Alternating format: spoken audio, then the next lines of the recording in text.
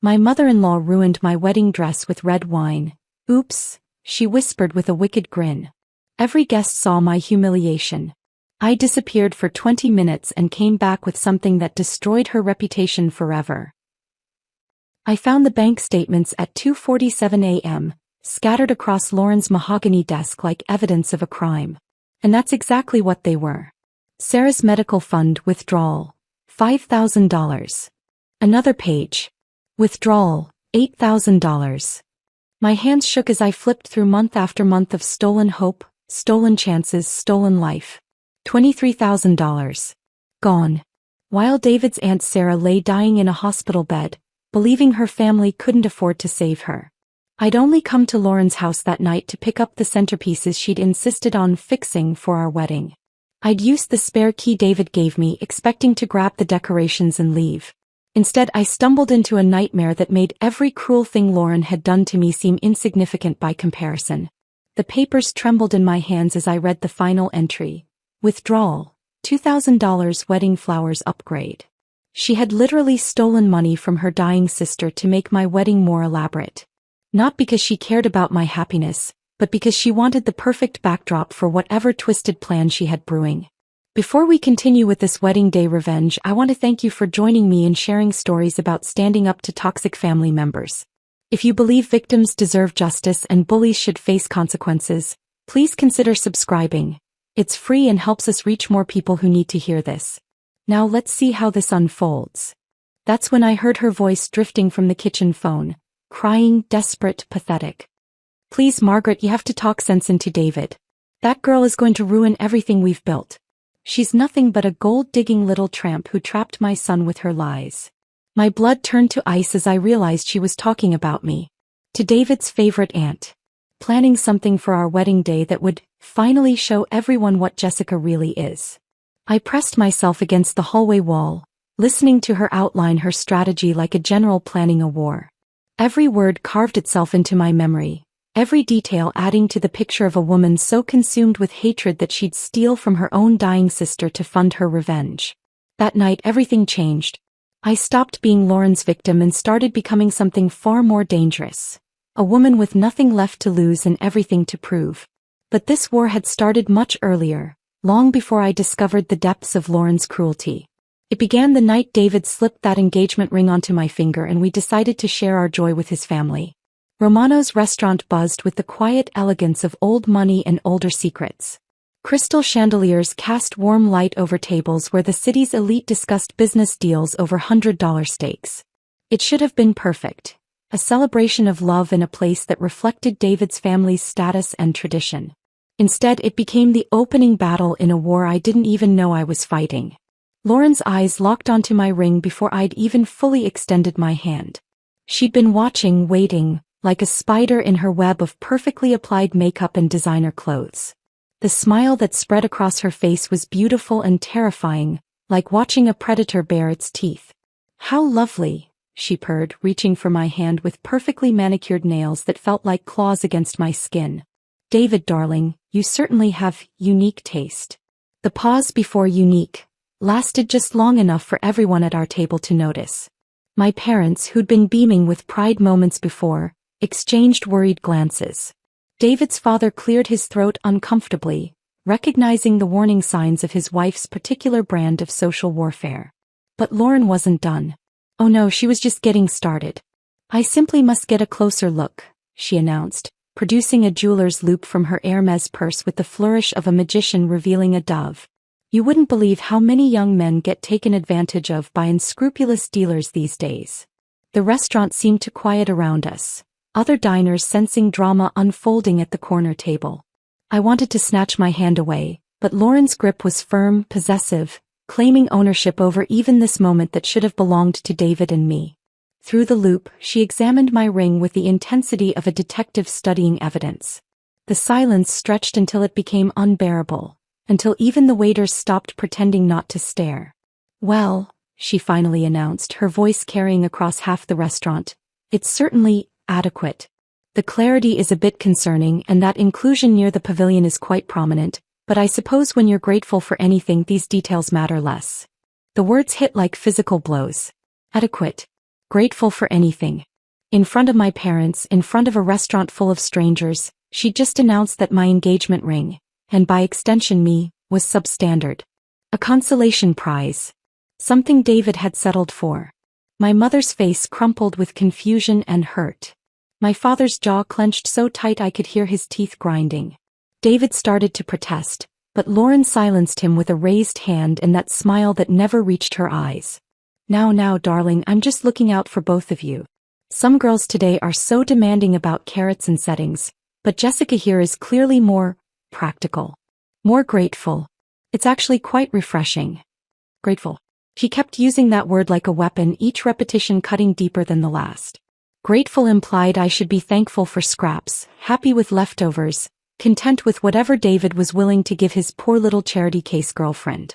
As conversations resumed around us and the waiter finally approached with our delayed champagne service, I realized this wasn't about a ring at all.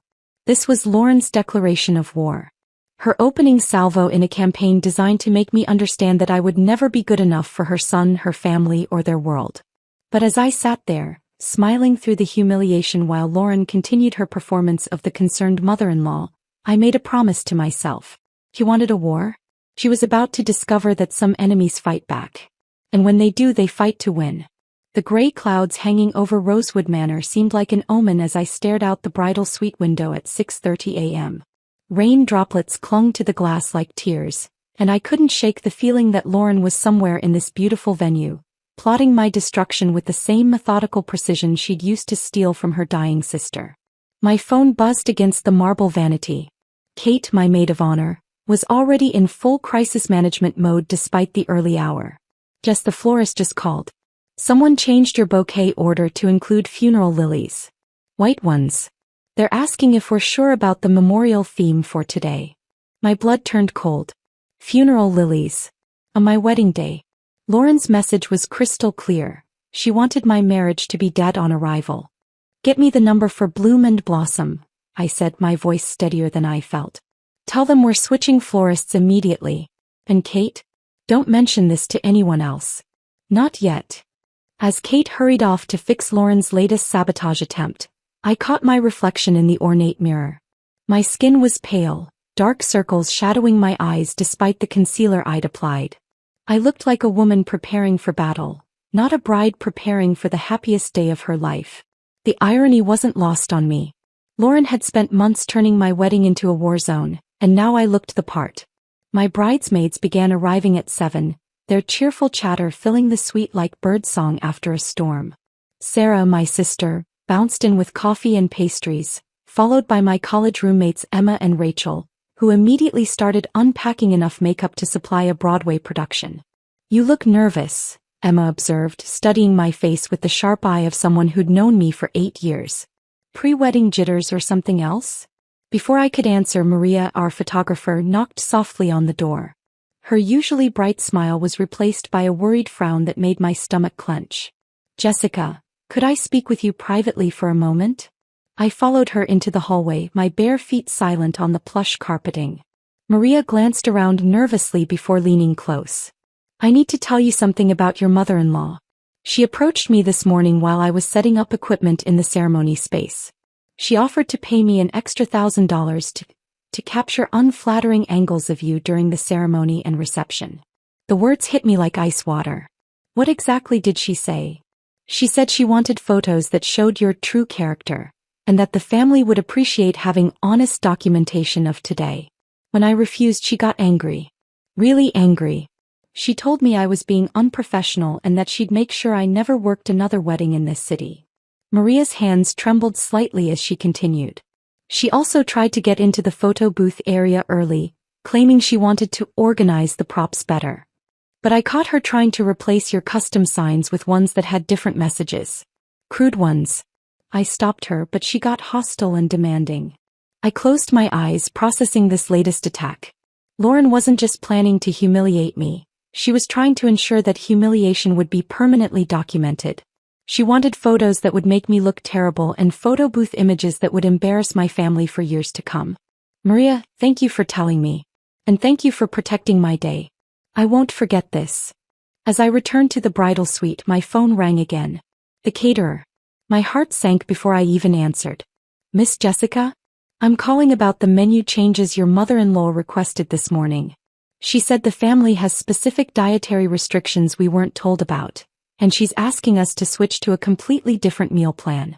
The problem is we don't have those ingredients on hand, and it would mean serving your guests something much simpler than what you ordered. I gripped the phone tighter. What specifically did she request? Basic chicken and vegetables.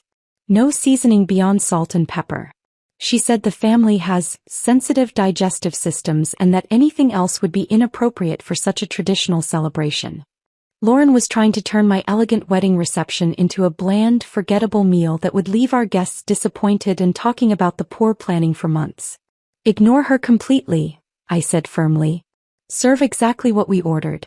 If she has issues with the food, she doesn't have to eat it. No sooner had I hung up than Marcus, our DJ, knocked on the door. I didn't even need to ask. His apologetic expression told me everything. Let me guess. Lauren. She wants to change your first dance song. Says, Perfect, by Ed Sheeran is too contemporary for such a traditional family, and she's requesting we play something classical instead. She also wants to remove about half your playlist because it's not appropriate for mixed company. Each attempted change felt like another small death, another piece of my dream wedding that Lauren was trying to steal. But something strange was happening. Instead of feeling defeated, I was getting angry. Really angry. And anger I was discovering made me sharp. Marcus, here's what's going to happen. You're going to play every single song on our original playlist. If Lauren approaches you again, you refer her to me. If she becomes difficult, you call venue security. Are we clear? His relieved smile told me I'd said exactly what he needed to hear. Crystal clear. And Jessica? Good for you. I've worked hundreds of weddings and I've never seen anything like this. As the morning progressed, the attacks continued. The makeup artist mentioned that someone had called asking her to use more natural tones that would better suit my complexion. Code for making me look washed out. The hairstylist had received a request to style my hair in a more conservative updo that would hide my face. Even the minister had been contacted with concerns about my readiness for such a sacred commitment. Each incident was small, seemingly innocent when viewed alone. But together they painted a picture of a woman so determined to destroy my wedding day that she was willing to corrupt every vendor, every moment, every detail. By 11 a.m. my bridesmaids had noticed the pattern of phone calls and whispered conversations. Kate pulled me aside as the makeup artist worked on my eyes. Jess, what's really going on? These aren't normal last-minute changes. I met her gaze in the mirror, seeing my own reflection surrounded by the concerned faces of the women who loved me most. These friends had watched me plan this wedding for months, had seen my excitement about every detail Lauren was now trying to destroy. Lauren's trying to sabotage everything, I said quietly. She's been planning this for months. Emma's mouth fell open. But why would she? Because she hates me. She's hated me since the night David proposed, and today is her chance to prove to everyone that I'm not good enough for her son. The room fell silent except for the soft brush of makeup against my skin. My friends exchanged glances, and I could see the moment they shifted from wedding party mode into protective mode. What do you need us to do? Sarah asked, her voice carrying the fierce loyalty that only a sister could provide. Help me get ready. Help me look beautiful. And help me get through today without letting her win. As noon approached and my wedding dress was carefully lifted from its hanger, I felt something settling into place inside me. Lauren thought she was hunting a helpless victim, but she'd made one crucial mistake. She'd given me all morning to prepare for war. The silk of my wedding dress rustled like whispered promises as David and I walked down the aisle together for the first time as husband and wife. Rose petals danced in the air above us, catching the late afternoon sunlight that had finally broken through the morning's gray clouds. Every face in the packed ceremony space beamed with joy and love. Every face except one. Lauren stood in the front row, her hands moving in mechanical applause that looked more like a slow clap of condemnation than celebration. Her smile was perfectly practiced, the kind she'd perfected at decades of charity galas and social functions, but her eyes held something cold and calculating that made my stomach twist despite the overwhelming happiness of the moment. You did it, David whispered against my ear as we paused at the back of the ceremony space, his voice thick with emotion. You're officially stuck with me now, Mrs. Mitchell. I laughed, the sound bright and genuine for the first time in months. For 45 minutes, Lauren had been forced to sit quietly and watch her son choose me over her objections. She'd had to listen to him promise to love, honor, and cherish me in front of 200 witnesses. She'd had to watch him slip my grandmother's ring onto my finger and declare me his wife. But as photographer Maria began organizing us for post-ceremony photos, I caught Lauren checking her watch with the urgency of someone monitoring a countdown timer. When she thought no one was looking, she pulled out her phone and sent a quick text, her fingers moving with practiced efficiency. "Where are you going, Mom?"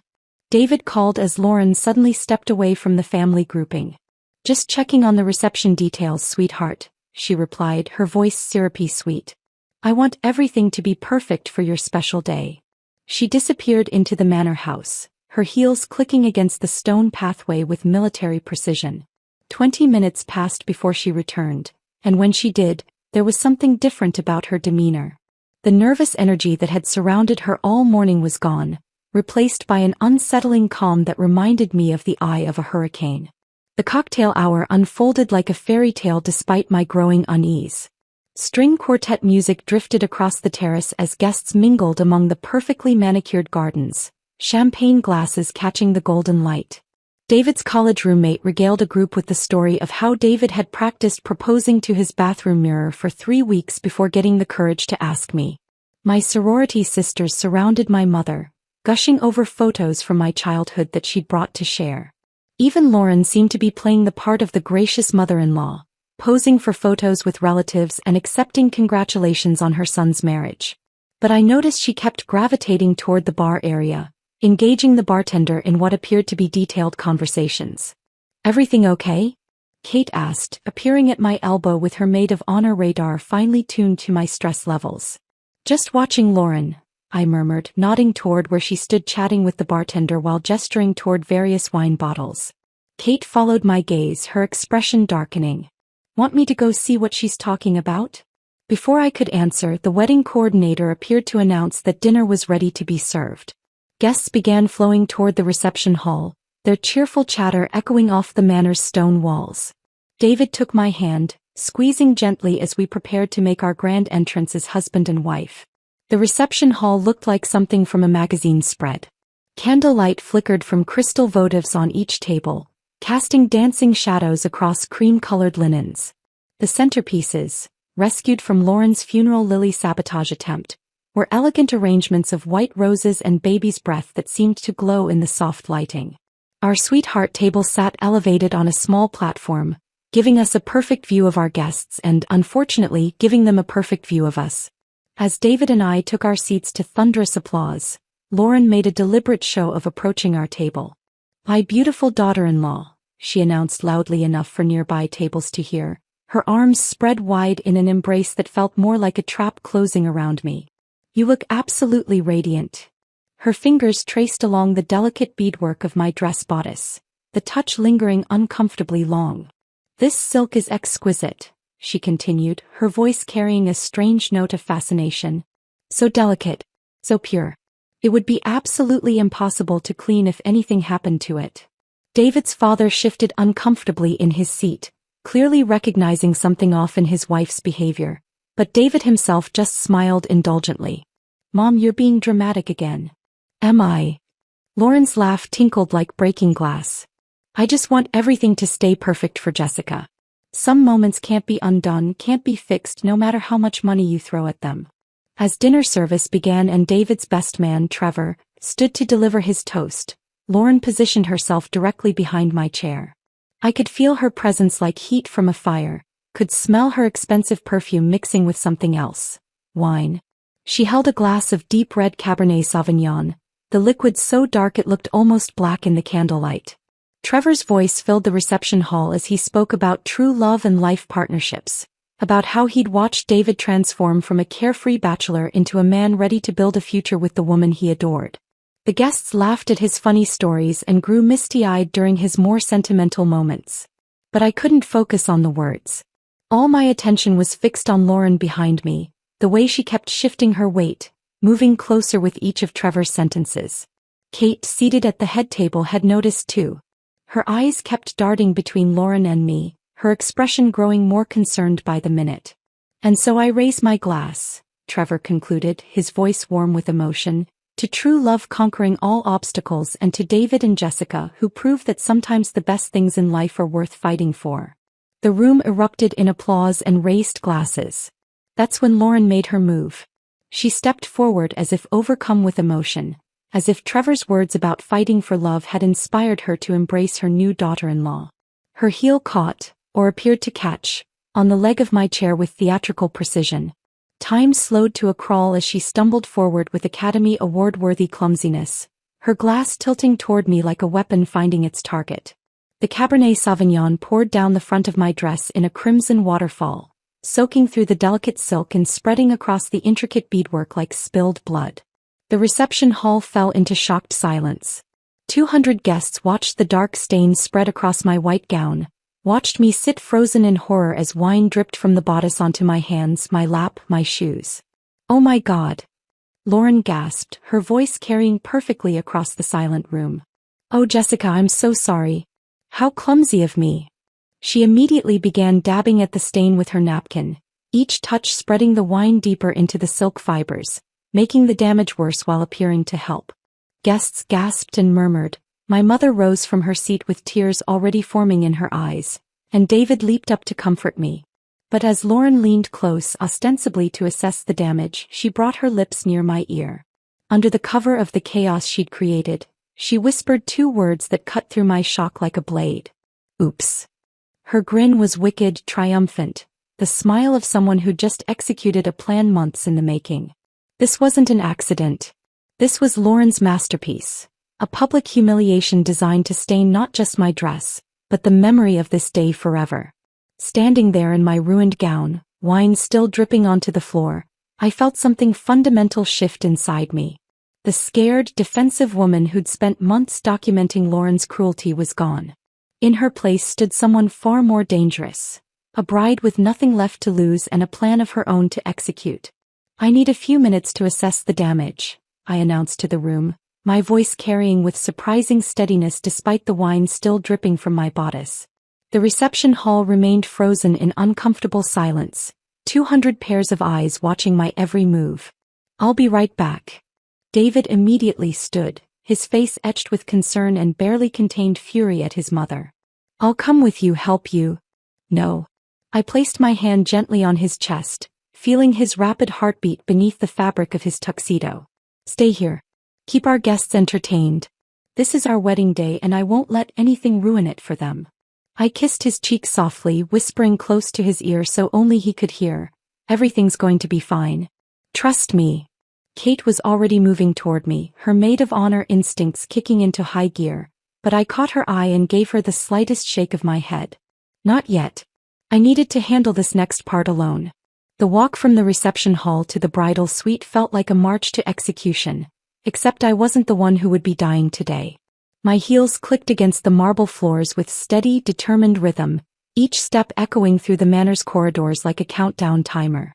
Once inside the bridal suite, I locked the door behind me and moved with purpose to my emergency bag. Kate arrived moments later, finding me not sobbing over my ruined dress as she'd expected, but methodically pulling items from the carefully packed kit I'd assembled months ago. My phone, backup makeup, and most importantly, the small leather notebook where I'd documented every cruel word, every manipulation, every theft. "Jess, what are you doing?" Kate's voice was sharp with concern.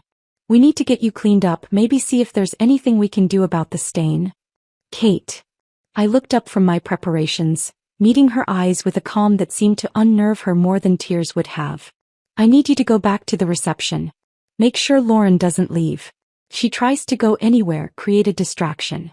Spill a drink, start a conversation, trip over your own feet if you have to. Just keep her there." "What are you planning?" I stood slowly, smoothing down the wine-stained silk of my dress with steady hands. "I'm going to give Lauren exactly what she deserves.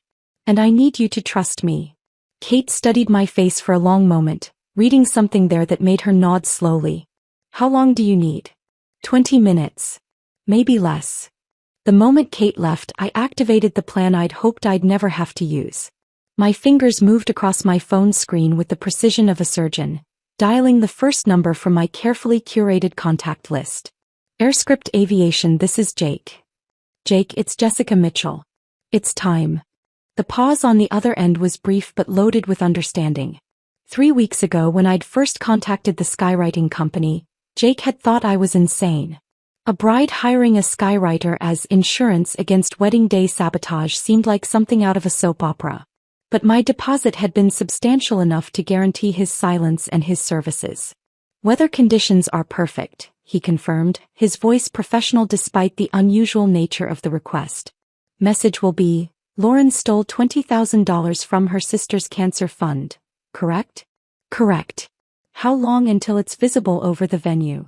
15 minutes. Maybe less with these wind conditions. I ended the call and immediately dialed the second number. Marcus, our DJ, answered on the first ring, probably expecting a song request or timing update for the dinner service. Marcus, it's Jessica. I have a special surprise for the reception. I need you to be ready to play some audio files from my phone through the sound system. His hesitation was immediate. Audio files? What kind of? The contract we signed includes provisions for special requests from the bride, I reminded him, my voice taking on the steel that months of dealing with Lauren had taught me to summon. This qualifies. I quickly transferred the audio files I'd been collecting since the engagement. Lauren's venomous voicemails where she called me names that would make a sailor blush, where she begged David to reconsider marrying me, where she detailed her plans to make my life miserable until I came to my senses and left her son alone. The most damning recording was from 2 weeks ago, a 15-minute drunken rant where Lauren outlined her wedding day sabotage plans in explicit detail. She'd been so confident in her righteousness, so certain that no one would ever challenge her, that she'd documented her own cruelty. Marcus's sharp intake of breath told me he'd listened to enough of the first file to understand what I was asking him to do. Oh my God, Jessica. Are you absolutely sure about this?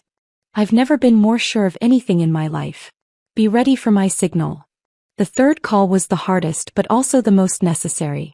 Dr. Morrison had been Sarah's oncologist for 3 years, watching her fight cancer with the kind of courage that made you believe in the resilience of the human spirit. When I'd first contacted him about the missing funds from Sarah's treatment account, he'd been skeptical but thorough in his investigation. Dr. Morrison, it's Jessica Mitchell. I'm giving you permission to call Robert immediately with your findings about Sarah's account. The pause stretched long enough that I wondered if the call had dropped. When he finally spoke, his voice carried the weight of someone who'd seen too much human cruelty disguised as family loyalty. Jessica, you understand what this will do? This will destroy their marriage. Robert will never forgive her. I looked at myself in the ornate mirror, wine staining my wedding dress like spilled blood, and thought about Sarah lying in that hospital bed 3 weeks ago. Sarah, who'd apologized to her family for being such a financial burden. Sarah, who died believing her family couldn't afford to save her when the money had been there all along. She destroyed that marriage herself when she chose stealing from her dying sister over helping her live. Make the call. With my 3 strategic strikes launched, I had approximately 10 minutes before the dominoes would begin falling. I moved to the mirror and began touching up my makeup, not to hide evidence of crying. I hadn't shed a single tear, but to ensure I looked composed and in control when I returned to face Lauren. This wasn't about looking like a victim anymore. This was about looking like a woman who'd just declared war and was confident in her victory. My phone buzzed with the first update. Message complete. Flying over venue now. Clear skies, perfect visibility. Jake. The second text arrived 30 seconds later. Called Robert. Confirmed theft amounts. He's devastated but wants the truth made public. Heading to venue now. Dr. Morrison. I smoothed my hands over my wine-stained dress one final time, feeling the weight of months of documentation in my clutch, the small recording device still hidden in what remained of my bouquet, and the absolute certainty that justice was about to be served. As I walked back toward the reception hall, I could already hear the change in the guests' conversations. Excited murmurs, people pointing toward windows, the kind of buzz that happens when something unexpected captures everyone's attention. Lauren's oops was about to cost her everything she'd spent 40 years building. And I was ready to watch it all come crashing down. The reception hall buzzed with a different energy as I stepped through the ornate doorway, my wine-stained dress rustling with each deliberate step. Guests who had been seated for dinner were now clustered near the floor-to-ceiling windows, their conversations animated and confused as they pointed toward something in the sky. "Is that skywriting?" I heard my cousin Amanda ask her husband, shielding her eyes against the late afternoon sun. "At a wedding?" he replied, squinting upward. "That's unusual." The first letters were already taking shape in perfect white smoke against the brilliant blue sky that had finally emerged from the morning's gray clouds. Laurien. The script was elegant, professional, impossible to miss from our elevated position at Rosewood Manor. I moved through the crowd with calm purpose, noting how conversations began shifting from confused curiosity to focused attention. More guests noticed the aerial display, nudging their tablemates and pointing skyward. The catering staff paused in their dinner service, servers holding plates of the perfectly prepared meal Lauren had tried to sabotage that morning. Lauren herself remained blissfully unaware of the developing situation. She stood near the bar area, holding court with David's elderly aunts and some family friends, probably regaling them with her version of the tragic accident with my dress. Her posture radiated satisfaction, shoulders back, chin lifted, the bearing of a woman who believed she just scored a decisive victory in a war her opponent didn't even know they were fighting. But as the next word began forming in the sky, "Phew," the tenor of the room changed dramatically. Conversations died to whispers, then to complete silence as guests realized they were witnessing something unprecedented. Lauren's laugh cut through the quiet, too loud and too bright as she continued her performance for the relatives surrounding her. "Oh, you should have seen poor Jessica's face when I accidentally bumped into her," she was saying, her voice carrying across the now silent room. "Sometimes these little accidents teach us important lessons about." Her words died in her throat as she followed the horrified gazes of her audience toward the windows. The color drained from her perfectly made-up face as she saw $20,000, appearing in bold white letters across the sky. Her mouth opened and closed wordlessly like a fish gasping for air. "What is that?" David's great-aunt Eleanor asked, her voice shaky with confusion. "What does it say about Lauren?" By the time "from her sisters" began forming, Lauren was frantically scanning the room, her eyes wild with panic as she searched for whoever could be responsible for this public exposure. When her gaze found me standing calmly near the head table, still wearing my stained dress like armor, something desperate and dangerous flickered across her features. I caught Marcus's eye across the room and gave him the subtle nod we'd arranged. He was positioned behind his DJ booth, his face pale but determined as he understood what I was asking him to do. His hands moved over his equipment with professional precision as he smoothly transitioned from the soft background dinner music to his microphone. "Ladies and gentlemen," Marcus announced, his voice carrying clearly through the professional sound system, "the bride has a special message to share with everyone." The reception hall fell into absolute silence. 200 guests turned their attention from the sky to the speakers, expecting perhaps a thank you speech or an update about my dress situation. Instead, Lauren's own voice filled the room with crystal clarity, every word distinct and damning. "Jessica, you manipulative little gold digger, I know exactly what you're after. My son deserves better than some nobody who thinks she can waltz into our family and take what isn't hers." The collective gasp that rippled through the crowd was audible. Guests looked between the speakers and Lauren, their faces registering shock, confusion, and growing understanding. Lauren herself had gone completely white, her hands pressed against her mouth as if she could somehow stop the words that had already been spoken. "Turn it off," she shrieked, lunging toward Marcus's booth. "Turn it off right now. Those are private conversations." But Marcus had positioned himself strategically, and several of David's groomsmen stepped subtly into Lauren's path, preventing her from reaching the equipment. The second voicemail began playing, Lauren's recorded voice detailing her elaborate plans to make Jessica so miserable she'll leave David before their first anniversary. David stood frozen beside our sweetheart table, his face cycling through emotions I'd never seen before: confusion, horror, recognition, and finally, devastating understanding. This was his mother's voice, his mother's words, his mother's months-long campaign of psychological warfare against the woman he loved. The third recording was the most damning, Lauren's drunken confession from 2 weeks ago, her voice slurred but her intentions crystal clear as she described her surveillance of me, her study of my weaknesses, her determination to expose what she called my fortune-hunting nature. The vulgar names she called me echoed through the reception hall, each word hitting the stunned audience like a physical blow. I've been watching her, studying her weaknesses. She thinks she's so perfect, but I'll show everyone what she really is. A fortune-hunting tramp who trapped my son with fake pregnancy scares and emotional manipulation. Elderly relatives covered their mouths in shock. Some of the younger guests pulled out their phones, probably recording this unprecedented family meltdown. My mother sat at her table with tears streaming down her face, finally understanding the months of subtle cruelty I'd endured in silence. But it was the final recording that broke the room completely. Lauren's voice, casual and callous, discussing her theft from Sarah's medical fund with the detachment of someone balancing a checkbook. I've been borrowing money from Sarah's medical fund. She's going to die anyway and funerals are expensive. She'll never know the difference, and it's not like that experimental treatment would actually work. The silence that followed was deafening. Outside, the skywriting message was now complete. Lauren stole $20,000 from her sister's cancer fund. Inside, 200 wedding guests had just heard Lauren admit to stealing money from her dying sister.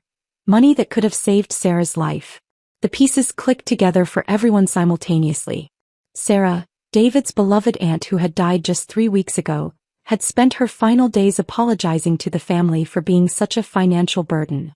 She died believing they couldn't afford to help her, when Lauren had stolen her lifeline to fund wedding decorations and personal shopping sprees. Several guests began crying openly. Others stared at Lauren with expressions of pure revulsion. David's grandfather, a World War II veteran who rarely showed emotion, had tears streaming down his weathered cheeks as he processed the betrayal of his granddaughter.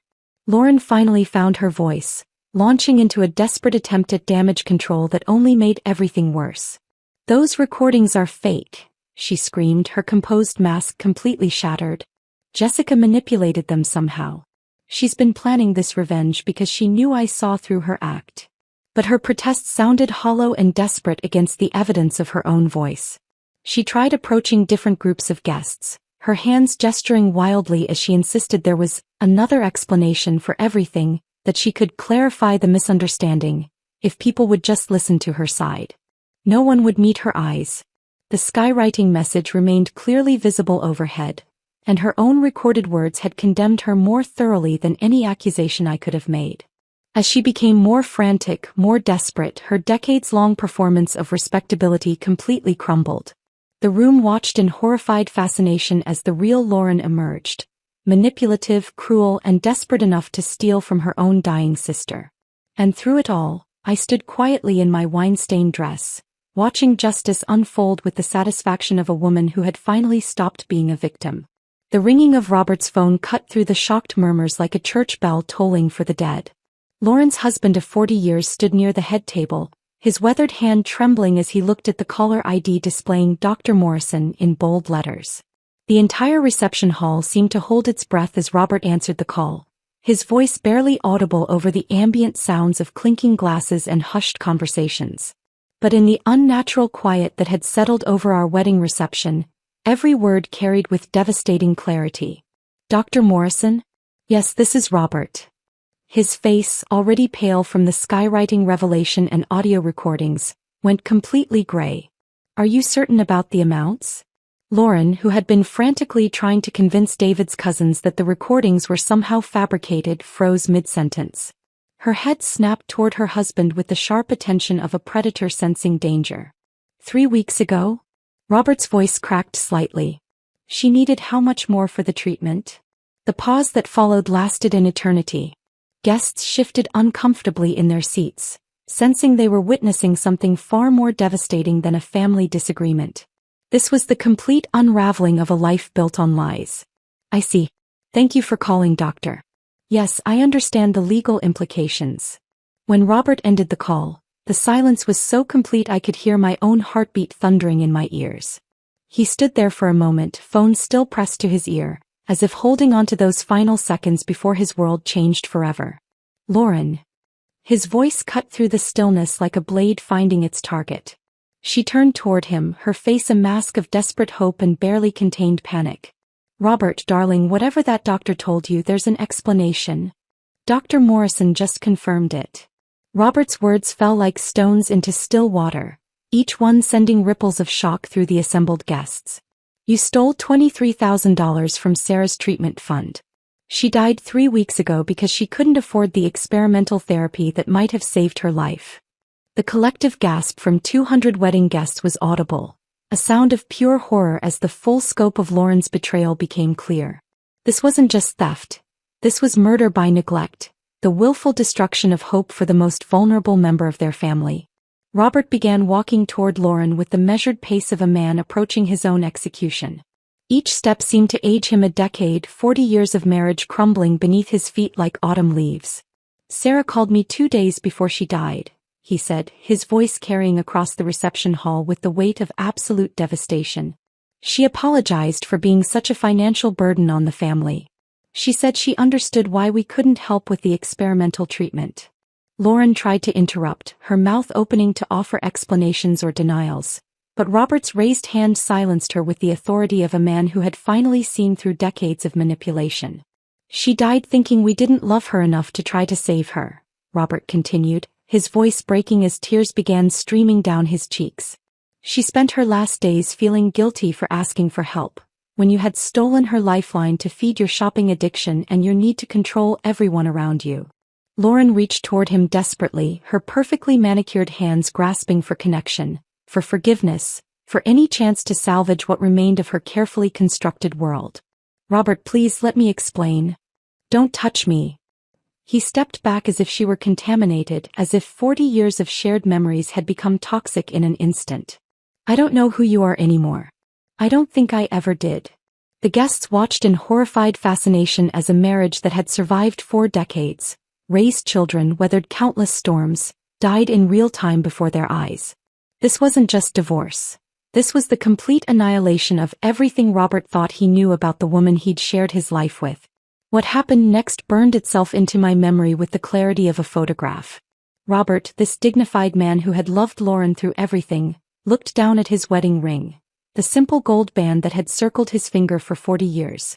And then his gaze moved to the elaborate chocolate fountain that Lauren had insisted we include in our reception. You wanted everything to be perfect and expensive, he said quietly, his voice carrying a finality that made even the catering staff stop their cleanup to listen. So here's your perfect ending. With deliberate ceremony, Robert pulled the gold band from his finger and held it up for everyone to see. The ring caught the light from the crystal chandeliers, gleaming one last time before its destruction. The chocolate fountain continued its elegant cascade, 3 tiers of flowing dark chocolate that had been the centerpiece of Lauren's vision for our reception. Robert drew back his arm and hurled the ring directly into the flowing chocolate with the force of a man casting off 40 years of lies. The splash sent dark chocolate spraying across the pristine white tablecloth, droplets spattering onto nearby guests who didn't even attempt to move away from the spectacle. The ring disappeared into the swirling pool of chocolate, lost forever in the sweet confection that had cost more than some people's monthly rent. The symbolism was perfect and terrible. Their marriage, like the ring, was now irretrievably lost in the mess Lauren had created. As her husband walked away without looking back, Lauren's composure finally shattered completely. She lunged toward the chocolate fountain like a woman possessed, her designer mother-of-the-groom dress trailing behind her as she fell to her knees beside the elaborate display. Robert, please. I can explain everything. The money was just borrowed. I was going to pay it back. Her voice rose to a shriek as she plunged her hands into the flowing chocolate, frantically searching for the ring as if retrieving it could somehow undo the devastation of the last hour. But her protests fell on ears that had heard enough lies for one lifetime. Guests began filing out of the reception, many of them crying. For Sarah, for Robert, for the family that had just been destroyed by one woman's greed and cruelty. Lauren's perfectly styled hair fell around her face as chocolate stained her expensive dress, her manicured nails scraping against the fountain's base in desperate search of redemption that would never come. The woman who had tried to humiliate me with a wine stain was now publicly degrading herself in ways I never could have orchestrated. David stood beside me, his arm around my waist, whispering apologies and promises that we would get through this together. But as I watched Lauren's complete breakdown, I felt no satisfaction in her suffering, only a profound sense of justice finally being served. As David's uncle finally escorted Lauren from the venue, her chocolate-stained dress and wild hair making her look like a madwoman, she turned back to scream one final accusation. This is all Jessica's fault. She orchestrated this whole disaster because she knew I saw through her act. But no one was listening anymore. The truth had been revealed, justice had been served, and Lauren's reign of terror was finally over. Standing there in my wine-stained wedding dress, surrounded by the people who truly loved us, I realized that Lauren's attempt to destroy my perfect day had instead given me something far more valuable, the perfect revenge served with devastating precision. If this story of wedding day revenge had you on the edge of your seat, hit that like button right now. My favorite part was when Robert threw his wedding ring into the chocolate fountain, ending 40 years of marriage in one devastating moment. What was your favorite moment? Drop it in the comments below. Don't miss more thrilling stories like this. Subscribe and hit that notification bell so you never miss an upload. My name is Madeline Hayes, and I'm 28 years old. I've spent my entire life living in the shadow of my sister, Cassandra. When she needed a liver transplant, my parents didn't ask. They demanded I donate part of mine. Years of her abuse meant nothing to them. I reluctantly agreed, but then a routine pre-surgery DNA test revealed a secret they'd hidden for decades. One medical test changed everything I thought I knew about myself and the family who raised me. If you're watching this, drop a comment telling me where you're from, hit that like button, and subscribe if you want to hear how a simple blood test shattered my entire world and set me free. I grew up in Newton, an affluent suburb just outside of Boston, in what appeared to be the perfect family. Our colonial-style house with its manicured lawn and white picket fence looked like something out of a magazine. My father, Robert Hayes, was a successful cardiothoracic surgeon at Massachusetts General Hospital. My mother, Claire, had been a pediatric nurse before she decided to become a full-time mom when Cassandra was born. From the outside, we seemed blessed, financial stability, good health, and opportunities many could only dream of. But inside those picture-perfect walls, my reality was very different. From my earliest memories, Cassandra, for years my senior, was the undisputed golden child. With her naturally blonde hair, striking blue eyes, and magnetic personality, she charmed everyone she met. Adults would comment on how beautiful and well-spoken she was, while I stood awkwardly in the background with my mousy brown hair and quiet demeanor. My parents beamed with pride at everything Cassandra did, from her dance recitals to her cheerleading competitions. I quickly learned that in our family hierarchy, Cassandra came first, always. What others didn't see was how Cassandra treated me when no one was watching. When I was 6, she accidentally spilled juice on my art project the night before it was due, forcing me to stay up late redoing it while she watched television. At 8, she told all the girls in my class that I still wet the bed, a complete lie that followed me for years. My 11th birthday party became about Cassandra when she fake-twisted her ankle during musical chairs, stealing all the attention. My cake sat forgotten as my parents fussed over her, even though the family video clearly showed she hadn't actually fallen. Cassandra is just more sensitive than you, Madeline, my mother would say whenever I complained. You need to be more understanding of your sister. My father's response was even more dismissive. Don't be jealous of your sister, Madeline. It's not attractive. I learned quickly not to protest when Cassandra borrowed my clothes without asking and returned them stained or damaged. I stopped reporting when she took money from my piggy bank or when she deleted my school assignments from the family computer. There was no point.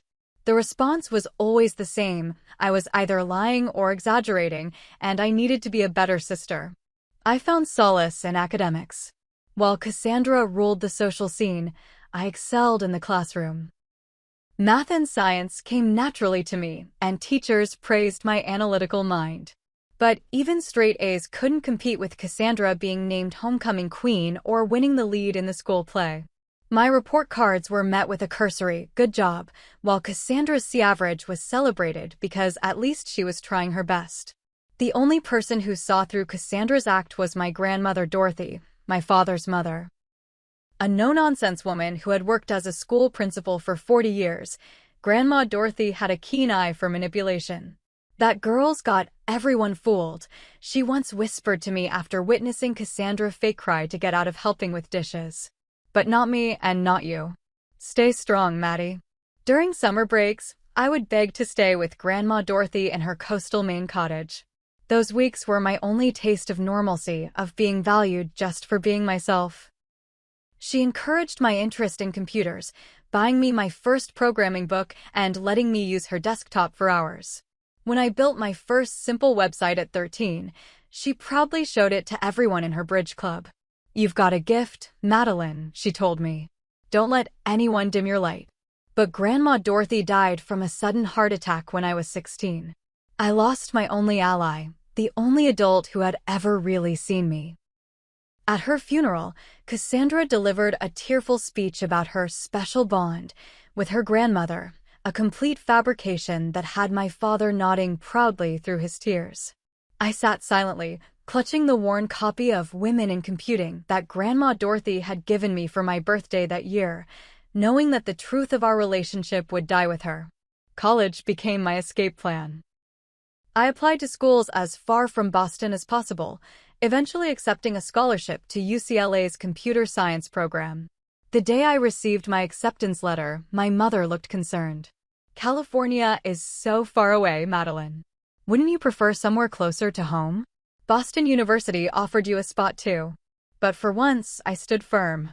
This is the best program for what I want to do. And the scholarship makes it affordable. My father shrugged. "If that's what you want. Though I don't see why you need to go so far just to learn how to use computers." They drove Cassandra to college at Northeastern with a car full of dorm decorations and new clothes. I flew to Los Angeles alone with 2 suitcases and a laptop. The contrast couldn't have been clearer, but for the first time in my life, I felt free. In California, I flourished. I made real friends who valued me for who I was, not as someone's little sister. I joined the robotics club, interned at tech startups, and discovered I had a talent for software development. I gradually reduced my calls home to brief monthly check-ins, usually speaking only to my mother, who spent most of the time updating me on Cassandra's latest achievements, her marketing job, her expanding social circle, the men she was dating. After graduation, I landed a job at a tech company in San Francisco, building a life completely separate from my family. I had my own apartment, a circle of supportive friends, and a career I loved. For the first time, I felt like Madeline Hayes, not just Cassandra's sister.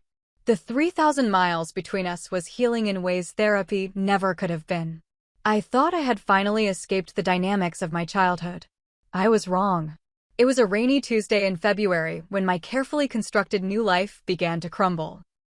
I was in the middle of debugging a particularly challenging piece of code when my phone lit up with my mother's name. I almost sent it to voicemail. Our scheduled monthly call wasn't for another 2 weeks, but something made me answer. "Madeline, it's Cassandra," my mother said, her voice shaking. "She's in the hospital. Her liver is failing." The world seemed to slow down as my mother explained the situation.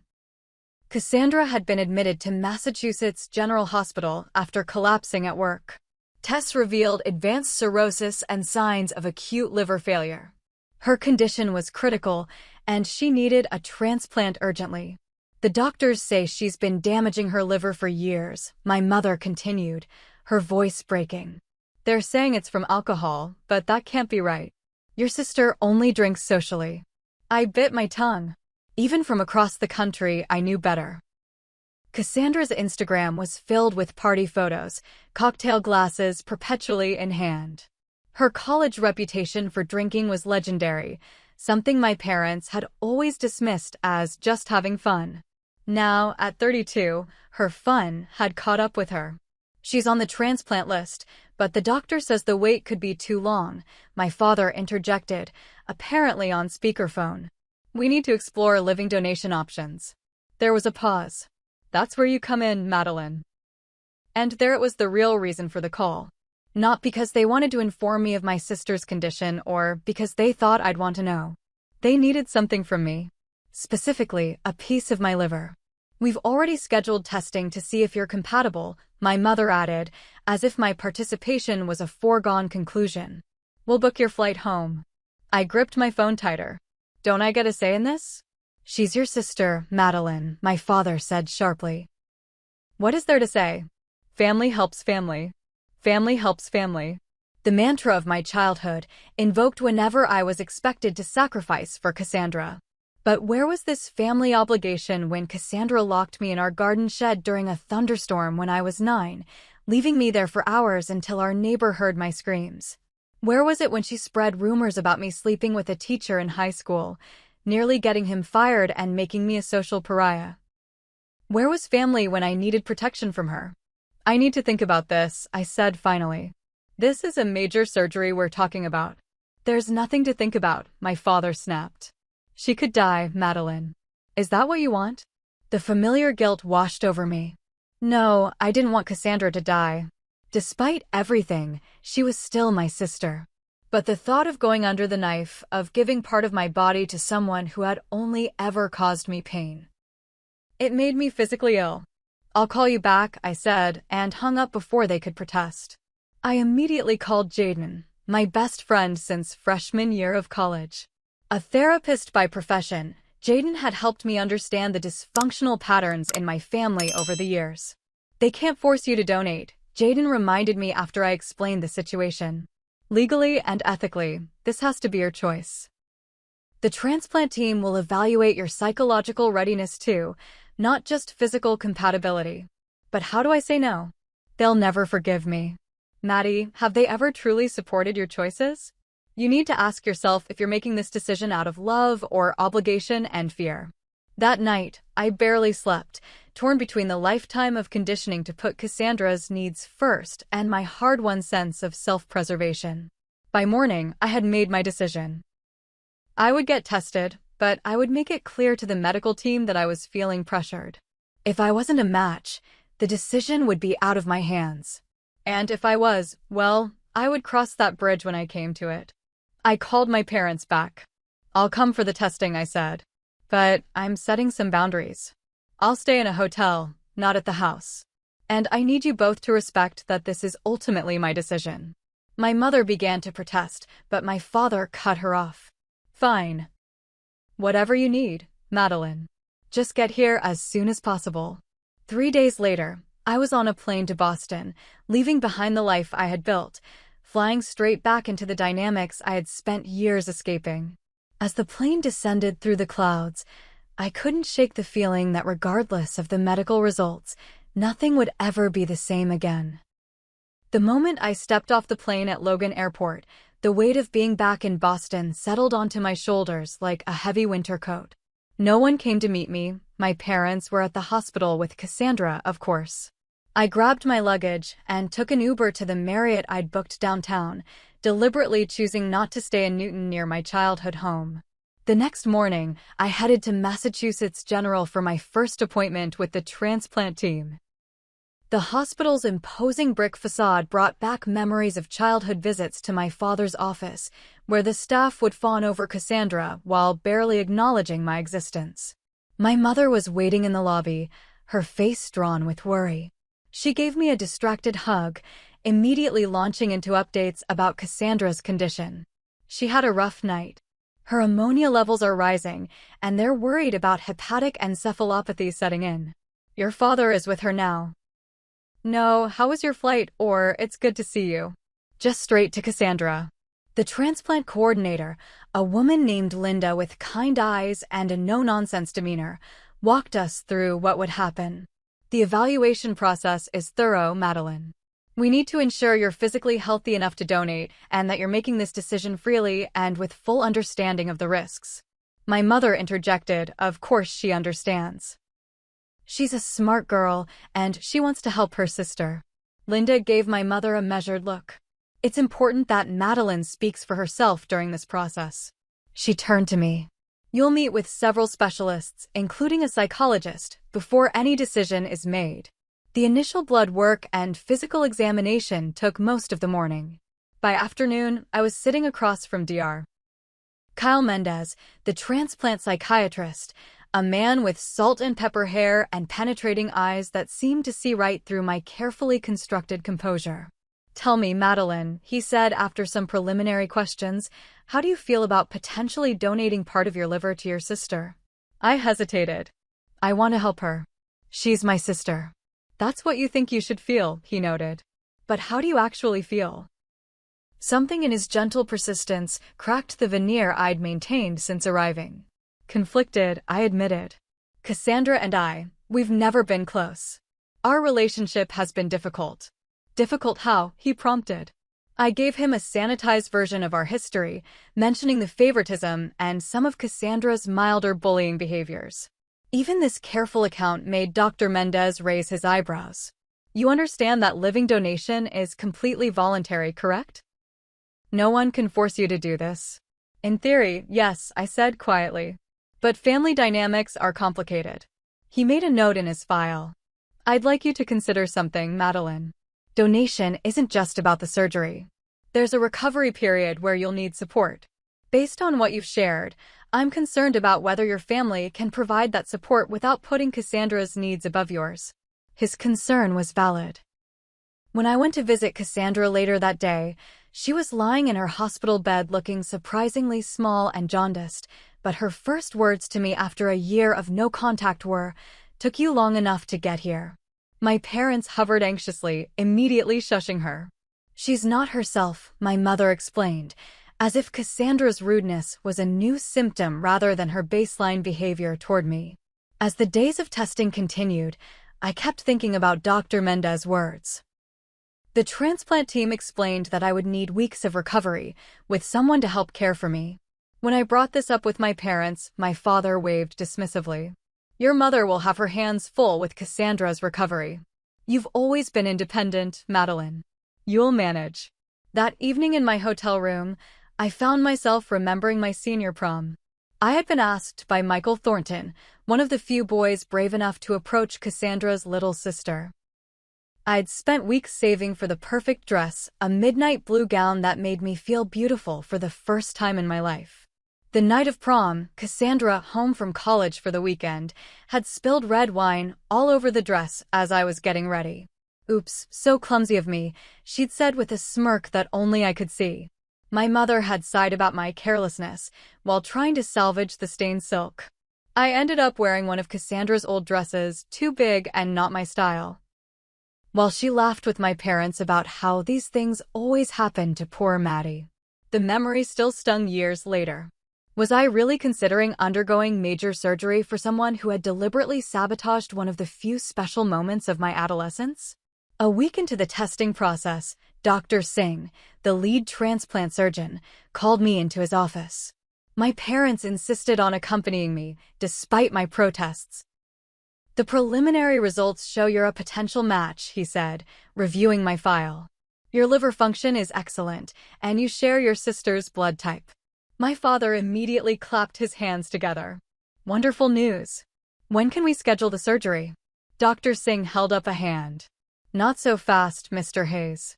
There are still more tests to complete, and most importantly, Madeline needs to confirm her willingness to proceed. All eyes turned to me.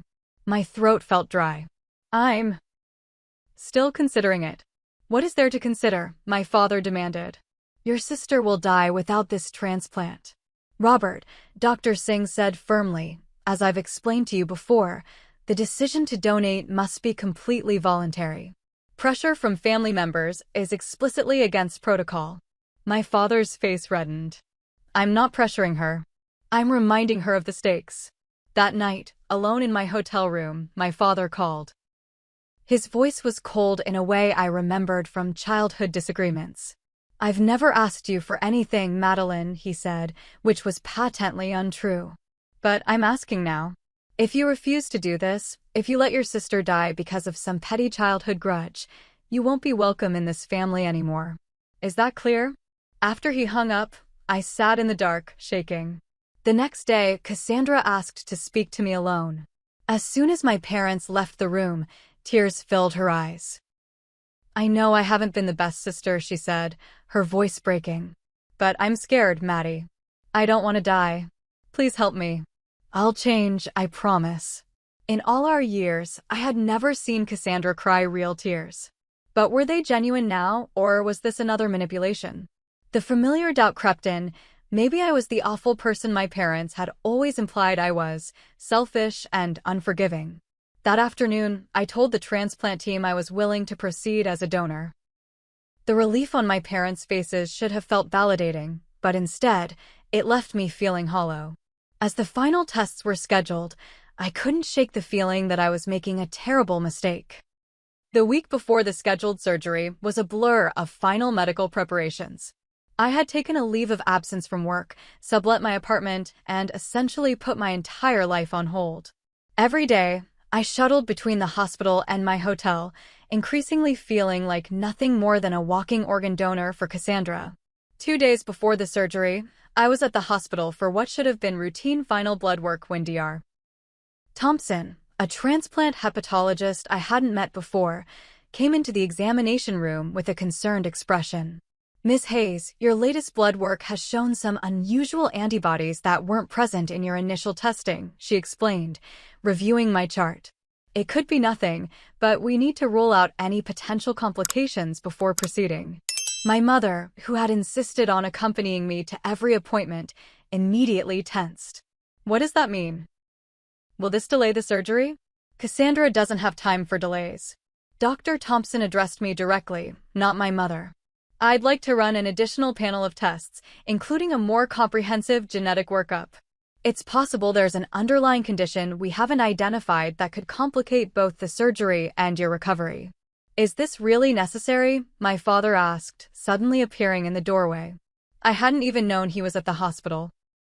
"Every day we delay puts Cassandra at greater risk." "Yes, it's necessary," Dr. Thompson replied firmly. "We have 2 patients to consider here, not just one." Something about the doctor's insistence on treating me as a patient in my own right, not just as Cassandra's potential donor, gave me courage. "I want the additional testing," I said, meeting my father's glare without flinching. My parents exchanged a look I couldn't quite interpret. "Perhaps we should get a second opinion," my father suggested. "I have colleagues in the transplant field who—" "Dad, stop," I interrupted. "If Dr. Thompson says I need more tests, I'm getting them." My mother's face had gone strangely pale. "Robert, maybe we should just let them do their tests. I'm sure everything will be fine." There was something in her tone, a nervousness that seemed disproportionate to the situation. As a software engineer, I was trained to notice patterns, and something wasn't adding up. Why would my parents object to tests that would ensure my safety? The additional blood draw was completed that afternoon, and genetic samples were rushed for expedited analysis. Dr. Thompson promised results within 24 hours, given the urgency of Cassandra's condition. That evening, my parents insisted I have dinner with them at their home instead of returning to my hotel. The atmosphere was tense, my father checking his phone constantly while my mother seemed on the verge of tears throughout the meal. "Is everything okay?" I finally asked. "You both seem off."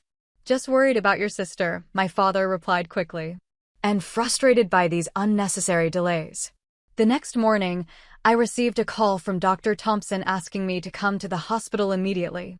When I arrived, she was waiting with Dr. Singh and a woman I didn't recognize who was introduced as Dr. Walker, the hospital's medical ethicist. "Madeline, please sit down," Dr. Thompson began. "The results of your genetic testing have revealed something unexpected." She paused, choosing her words carefully. "The DNA analysis indicates that you and Cassandra are not biologically related." The room seemed to tilt around me. "What?" "That's impossible. We're sisters." "Not biologically," Dr. Walker clarified gently. "According to these results, you don't share enough genetic markers to be biological siblings. In fact, you don't appear to be biologically related to either of your parents." My mind raced, trying to process this information. Could there be a mistake with the tests? "We ran them twice to be certain," Dr. Thompson confirmed. "The results are conclusive. Medically speaking, this means you can't be Cassandra's liver donor. The genetic compatibility we thought existed isn't actually there." I sat in stunned silence for several minutes. Then a lifetime of peculiar comments and situations suddenly clicked into place. My brown hair in a family of blondes, my mathematical abilities when both my parents were more verbally oriented, the way family friends sometimes gave me strange looks at gatherings. I need to talk to my parents, I finally said. Dr. Walker nodded. They're waiting in the family consultation room. Would you like one of us to accompany you? No, I replied, standing up. This is a conversation I need to have alone. When I entered the consultation room, my parents' expressions told me they already knew. My mother was openly weeping, while my father sat rigidly, his face a mask of controlled tension. How long have you known? I asked, my voice surprisingly steady. That I'm not your biological daughter? My mother's sobs intensified. My father cleared his throat. Madeline, we can explain how long, I demanded. Since the beginning, he admitted. You were adopted as an infant. And you never told me. It wasn't a question. We were going to tell you when you were older, my mother managed between sobs. But then it never seemed like the right time, and eventually you decided I didn't deserve to know the truth about my own life. I finished for her. Were you ever going to tell me? Or did you just hope I'd never find out? My father shifted uncomfortably. Madeline, what matters is that we raised you. We're your parents in every way that counts. Except you didn't raise me like your daughter, I said, the realization dawning with painful clarity. You raised me like Cassandra's support system. Does she know? That I'm adopted? The brief flicker in my father's eyes answered before his words did. Yes. We told her when she was 15. We swore her to secrecy. The betrayal was so vast I could hardly comprehend it. My sister, no, Cassandra, had known this fundamental truth about me for almost half my life and had wielded it as yet another form of power over me. The surgery is cancelled, I said flatly. I'm not a match. There are other options, my father began desperately. We can look at non-related living donors. The genetic relationship isn't actually necessary for stop. My voice cut through as like a blade. You were going to let me go through major surgery knowing I wasn't related to her? Knowing the compatibility testing might be compromised? Were you even going to tell me then? My mother reached for my hand. I pulled away. Maddie, please don't call me that, I said, standing up. I need to go. Where are you going? My father demanded. Away from here. Away from you. I need to think. As I turned to leave, my mother called after me, her voice breaking. We love you, Madeline. You're our daughter. I paused at the door. No. I'm just the backup plan you kept in the dark for 28 years. I walked out of the hospital into the bright spring sunshine, feeling as though I'd stepped into someone else's life.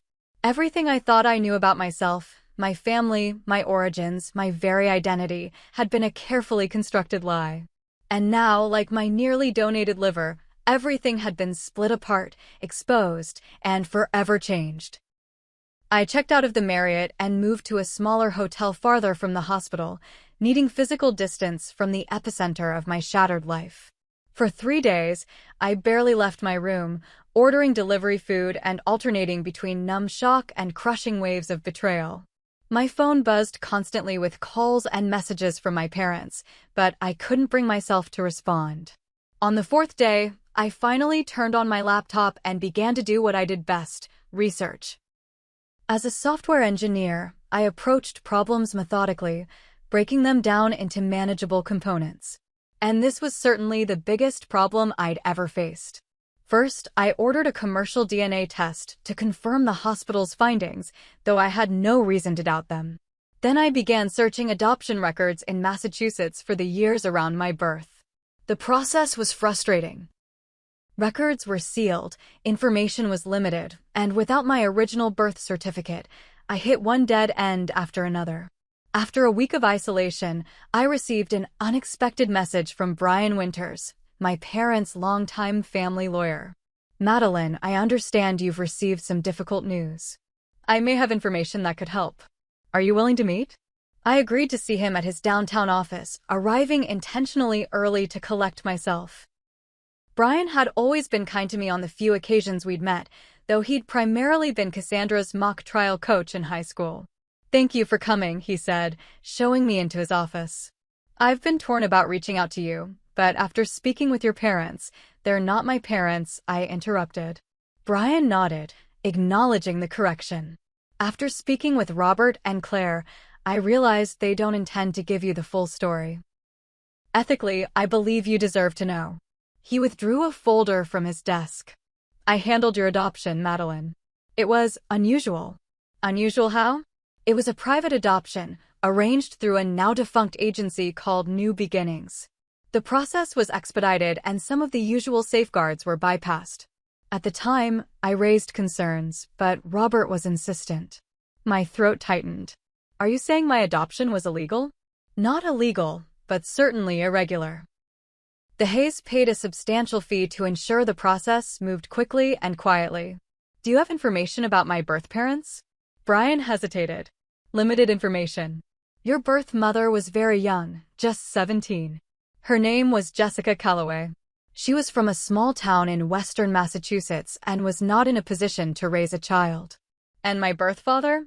Not listed on any documents. Jessica declined to provide that information. I took a deep breath. Is there any way to contact her? Jessica. Brian's expression softened with sympathy. I'm sorry, Madeline. Jessica passed away about 8 years ago. Car accident. Another loss a mother I'd never known, never would know. I blinked back tears. Thank you for telling me. There's more you should know, Brian continued. Your parents, the Hayes, they were desperate for children. Claire had multiple miscarriages before they adopted Cassandra. And then, they adopted me, I finished. Yes. But what you may not realize is that Cassandra is also adopted from a different birth family. She has no biological connection to Robert and Claire either. This new revelation hit me like a physical blow. Cassandra is adopted too? Yes. When she was told as a teenager, she had a very difficult time accepting it. She was especially angry that there was another adopted child in the family. From what Robert has told me, she made them promise never to tell you, threatening to run away if they did. Suddenly, Cassandra's lifelong resentment, her need to establish dominance, took on a new dimension. She had known we were both adopted, but had conspired with our parents to keep me in the dark. It was a betrayal within a betrayal. Over the next few days, I pieced together more of the story through further meetings with Brian and my own research. My parents had struggled with infertility for years before adopting Cassandra from a birth mother who shared Claire's blonde hair and blue eyes. When they decided to adopt again 3 years later, they specifically sought a child who didn't physically resemble their family, me, to ensure Cassandra would always be seen as the one who belonged. The most stunning revelation came when I gained access to emails between my parents and the transplant team. Despite knowing I wasn't biologically related to Cassandra, they had encouraged the testing process, hoping the doctors wouldn't discover the lack of genetic relationship. They had been willing to risk my health by obscuring crucial medical information. When my father called yet again, I finally answered. Why, Dad? Why were you willing to let me go through with the surgery when you knew I wasn't a match? The doctors said biological relationship wasn't necessary, he argued. And Cassandra needs a liver. We were desperate. So desperate you were willing to endanger me? To lie to the medical team? We didn't lie. We just didn't volunteer information they didn't specifically ask for. His justification made me physically ill. Did you ever actually see me as your daughter? Or was I just a backup system for Cassandra all along? His silence spoke volumes. 2 weeks after the DNA test revelation, I finally agreed to meet with all 3 of them. Robert, Claire, and Cassandra at their home. It was time for a final reckoning. Cassandra looked terrible, her skin yellow, her once vibrant presence diminished by her failing liver. But when our eyes met, I saw not gratitude that I'd come back, but resentment that I had discovered the truth. We need to talk about why you kept this from me, I began, once we were all seated in the living room. All of you. We thought it was for the best, Claire started. We didn't want you to feel different but I did feel different, I interrupted. My entire life, I felt like I didn't belong in this family. And now I know why. You never fully accepted me as your daughter. That's not true, Robert protested. We love you. You have a strange way of showing it, I replied. You consistently favored Cassandra, dismissed my achievements, and ignored her mistreatment of me. And now I find out you were willing to risk my health by hiding critical medical information. Cassandra spoke up, her voice weak but her words sharp as ever. Don't act so victimized, Madeline. We all have our crosses to bear. At least you didn't have to grow up knowing you were unwanted by your real mother. Cassandra, Claire exclaimed. No, let her talk, I said. This is the most honest she's ever been with me. Cassandra's eyes narrowed. You were always so perfect, so smart. Mom and Dad might have given me more attention, but they were always prouder of you. They're brilliant, responsible Madeline who never made mistakes, who they could always count on. Do you know how hard it is to compete with Saint Madeline? Her perception was so wildly different from my reality that I almost laughed. Is that really how you see it? Cassandra, you've been bullying me since we were children. You deliberately sabotaged me at every turn. And when you found out I was adopted too, instead of creating a bond over our shared experience, you made sure I would never know. Because then you'd be just like me, she admitted, tears forming. And you couldn't be like me. You had to be different, less than. It was the only way I could stand it. The raw honesty stunned me into silence. For the first time, I saw Cassandra not as my tormentor, but as a deeply insecure person who had been trying to protect her fragile sense of belonging by ensuring I never fully belonged. After that explosive meeting, I returned to my hotel and made a decision. I would search for my biological family. I needed to know where I came from, even if the journey was painful. Using the information Brian had provided and online DNA databases, I uploaded my genetic profile and waited for matches. Within days, I received a notification of a likely second cousin. Her name was Sophia Martinez, and she lived in Connecticut, just a few hours away. After several cautious email exchanges, Sophia confirmed that her mother had a cousin named Jessica Calloway who had gotten pregnant as a teenager and given a baby up for adoption. The timing and location matched my birth. Jessica always regretted giving you up, Sophia told me when we spoke by phone. But she was so young, and her parents gave her no choice. She named you Grace before the adoption. Grace. I had a name before I was Madeline. A name my birth mother had chosen for me. Sophia told me that while Jessica had passed away, I had biological half-siblings. Jessica had married in her 20s and had 2 children, my half-brother Nathan and half-sister Lily. They lived in Rhode Island and had grown up knowing they had an older half-sibling somewhere in the world. 2 weeks later, I sat in a cafe in Providence, my heart pounding as I waited to meet my biological siblings. When they walked in, I knew them immediately. Nathan had my same brown eyes and analytical expression. Lily had Jessica's heart-shaped face from the photos Sophia had shared. Grace, Nathan said tentatively, then corrected himself. Sorry, Madeline. Either is fine, I said, standing to greet them. I'm still figuring out who I am. As we talked for hours, I learned about Jessica. Her love of mathematics, like me, her struggle with having given up her firstborn, her eventual happiness with a man who had loved her completely.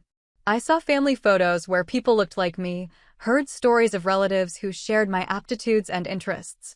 She wanted to find you, Lily told me, squeezing my hand.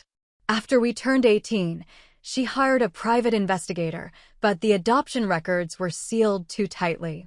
She never stopped wondering about you. For the first time since the DNA test had shattered my world, I felt a sense of belonging. I hadn't lost a family. I had found one I never knew existed. Meanwhile, through Brian, I learned that Cassandra had been moved up the transplant list due to her deteriorating condition. A deceased donor liver had become available, and she had undergone successful transplant surgery. She would live without my liver, without my sacrifice. My parents continued to call and text, begging for reconciliation, but I maintained my distance, needing time to process everything. I wasn't ready to forgive, and I wasn't sure I ever would be. But as I connected with my biological family and began to understand my origins, I realized that knowing the truth, however painful, was infinitely better than living a lie. A month after meeting Nathan and Lily, I finally felt strong enough to face the Hayes family one last time. I had spent weeks getting to know my biological siblings, learning about our shared traits and family history. Lily had our birth mother's artistic talent, while Nathan and I shared her analytical mind. For the first time in my life, I felt a sense of genetic connection, of seeing my own traits reflected in others. I arranged to meet Robert, Claire, and Cassandra at their home on a Sunday afternoon. Cassandra was recovering well from her transplant, though she looked thin and moved carefully when she came into the living room. "Thank you for coming," Claire said, her voice tentative. "We've missed you." "I needed time," I replied, taking a seat across from them rather than in the middle of the family sectional. The physical distance was deliberate, a boundary I was finally strong enough to establish. "How have you been?" Robert asked awkwardly. "I've been discovering who I am," I said. "I've met my biological siblings. They're wonderful people." Claire flinched. "So you've replaced us already?" "This isn't about replacement," I explained calmly. "It's about understanding my complete identity, something you denied me for 28 years. "We thought we were protecting you," Robert insisted. "No," I countered, meeting his gaze directly. "You were protecting yourselves and Cassandra. Every decision you made was to maintain the family dynamic you wanted, one where Cassandra was the primary focus and I was the reliable support system." "That's not fair," Claire protested. "Isn't it? You were willing to let me donate part of my liver without disclosing critical medical information. You prioritized Cassandra's need for an organ over my right to make an informed decision about my own body." Cassandra, who had been uncharacteristically quiet, finally spoke. "For what it's worth, I didn't know they were hiding our adoption status from the medical team. That was wrong." I looked at her, surprised by this small acknowledgement. "Thank you for saying that." "I'm not saying I've been a good sister," she continued, her voice lacking its usual defensive edge. "I haven't. But nearly dying gives you perspective. I've had a lot of time to think about why I treated you the way I did." "And what did you conclude?" I asked. "That I was terrified of being replaced," she admitted. "When I found out I was adopted, it shattered something in me. I felt like I had to fight to secure my place in this family. And then there was you, smarter, more capable, more deserving. I thought if you knew you were adopted too, you'd somehow become the real daughter in a way I couldn't be." Her honesty was disarming. For the first time, I saw Cassandra not as the golden child who had everything, but as someone as insecure and lost as I had been. "That doesn't excuse how you treated me," I said. "Or how you both enabled it," I added, looking at Robert and Claire. "No, it doesn't," Cassandra agreed. "I can't undo the past. But nearly losing my life has made me realize I don't want to be that person anymore." I nodded, acknowledging her words without offering immediate forgiveness. Then I turned to my parents. "I need you both to understand something. What you did, keeping my adoption secret, allowing Cassandra's behavior, and then trying to manipulate me into a medical procedure without full disclosure, was a profound betrayal. I'm not here to mend fences or pretend it didn't happen." "Then why are you here?" Robert asked. I took a deep breath. "To tell you that I'm taking control of my narrative now. I've hired a lawyer to help me access my complete adoption records. I'm also filing a formal complaint against the adoption agency that handled my case, even though they're defunct. There were ethical breaches that need to be documented." Claire began to cry. "Are you trying to punish us?" "No. I'm trying to claim my history and my autonomy. Something I should have had all along." Before leaving, I established clear boundaries. I would maintain limited contact, but only on my terms. Any future relationship would need to be built on complete honesty and respect for my autonomy. Family therapy would be a requirement if they wanted to maintain any connection with me. As I drove away from the house that had never truly been my home, I felt lighter than I had in years. The truth had not been gentle or kind, but it had set me free. Over the next few months, I built a new life. I extended my leave of absence from work, renting a small apartment in Providence to be closer to Nathan and Lily. Together, we visited our birth mother's grave, where I finally allowed myself to grieve for the woman who had named me Grace and had tried to find me later in life. Through the DNA database, I connected with more biological relatives, cousins, and aunt, even my maternal grandmother who had regretted forcing Jessica to give me up. Each new connection helped fill in another piece of my identity puzzle. Working with my lawyer, I obtained my original birth certificate and the limited records from my adoption. The documents confirmed what Brian had told me: corners had been cut, processes expedited. While not technically illegal, the adoption had skirted ethical boundaries in ways that explained the secrecy that had surrounded it. 3 months after the confrontation, I received a text from an unknown number. "It's Cassandra. I'm starting therapy. For real this time. Not because Mom and Dad want me to, but because I need to understand why I became the person I did. I don't expect forgiveness, but I wanted you to know." I didn't respond immediately, letting the message sit while I processed my feelings. A week later, I simply replied, "Thank you for telling me. I wish you well in your journey." It wasn't forgiveness, but it was acknowledgement. A small opening that might, with time and work on both sides, lead to something resembling a healthier relationship. With my biological family's support, I decided to legally add Grace as my middle name, honoring my birth mother's choice while keeping Madeline, the name I'd grown up with. It was a symbolic integration of my dual identities. In October, 6 months after the DNA test that had changed everything, I met Tyler Chin at a coding workshop in Boston. A software architect with kind eyes and an easy laugh, he asked thoughtful questions when I cautiously shared parts of my story. Unlike others who responded with pity or discomfort, Tyler simply said, "That must have been incredibly difficult, but it also shows how strong you are." As our relationship developed, I introduced him to Nathan and Lily, who welcomed him warmly. With Tyler, I felt no pressure to be perfect or to diminish myself.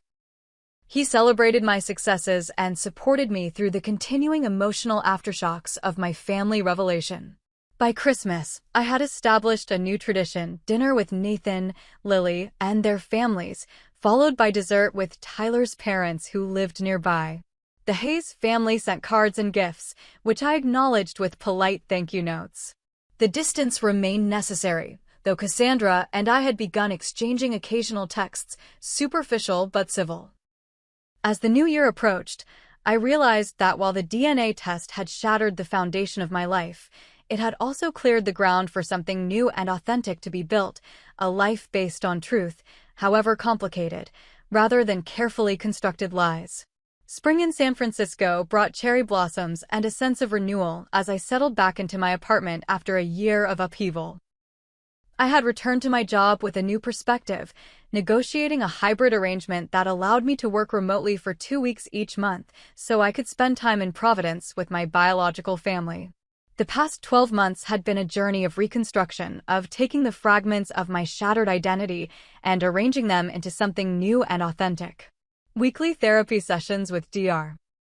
Rivera had given me tools to process the complex emotions of betrayal, grief, and eventual acceptance. Healing isn't linear, she reminded me during a particularly difficult session. Some days you'll feel anger rising again, and that's normal. The goal isn't to erase the past, but to integrate it into your understanding of yourself. Those words had become my mantra as I navigated my new reality.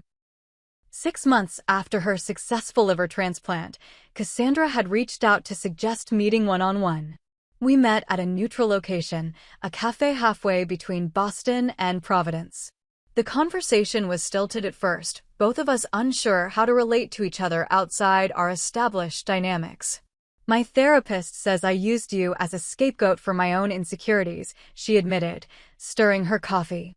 "That I was so afraid of being replaceable that I tried to make you feel that way first." "That makes sense," I acknowledged. "But understanding doesn't automatically heal the hurt." "I know." She looked up, her blue eyes so unlike mine serious. "I've been trying to figure out how to apologize for a lifetime of behavior." "I'm sorry seems inadequate." "It is," I agreed. "But it's a start." Cassandra had changed. The brush with death had stripped away some of her sharp edges, and therapy was helping her confront the insecurities that had fueled her behavior. We weren't friends, probably never would be, but we were finding a way to coexist with honesty rather than manipulation. My relationship with Robert and Claire remained more complicated. I had agreed to monthly family therapy sessions, where a mediator helped us navigate the damage of decades of secrets. Progress was slow and often painful. I still don't understand why you couldn't just be grateful for the life we gave you, Claire had said during one particularly tense session. Many adopted children never know their birth families. We gave you opportunities, education, but not truth, I had countered. Not equality. Not protection from Cassandra's bullying. You gave me a roof and education, yes, but withheld the emotional security of knowing I was truly valued. Robert, who had always dominated family discussions, now often sat in silence during these sessions, seemingly unable to reconcile his self-image as a good father with the reality of his favoritism and manipulation. With Brian's help, I had filed a lawsuit against the now-defunct New Beginnings Adoption Agency. The case had attracted attention from advocacy groups working to reform adoption practices and increase transparency. Though the agency no longer existed, the legal action helped document the irregularities in my adoption and could potentially help other adoptees seeking information about their origins. My relationship with Tyler had deepened over the months. His steady presence and unwavering support had been a cornerstone during the most difficult periods. When he suggested moving in together, it felt like a natural progression. "You know what I love about you?" he said one evening as we unpacked boxes in our new shared apartment. "You've faced something that would break most people, but instead of becoming bitter, you've become more authentic. More you." The observation touched me deeply because it reflected the internal shift I had experienced. The DNA test had shattered my understanding of who I was, but in the reconstruction, I had built something stronger, an identity founded on truth rather than others' expectations. Nathan and Lily had become integral parts of my life, our bond growing stronger with each visit. We discovered shared mannerisms, similar laughs, and the same allergic reaction to strawberries, biological connections that resonated on a level I had never experienced before. "Mom would have loved you," Lily told me as we sorted through a box of Jessica's belongings that her husband had preserved. "She used to light a candle every year on your birthday. She called it her Grace Day." The image of my birth mother marking my existence, even in absence, brought tears to my eyes. "I wish I could have known her." "You do, in a way," Nathan pointed out.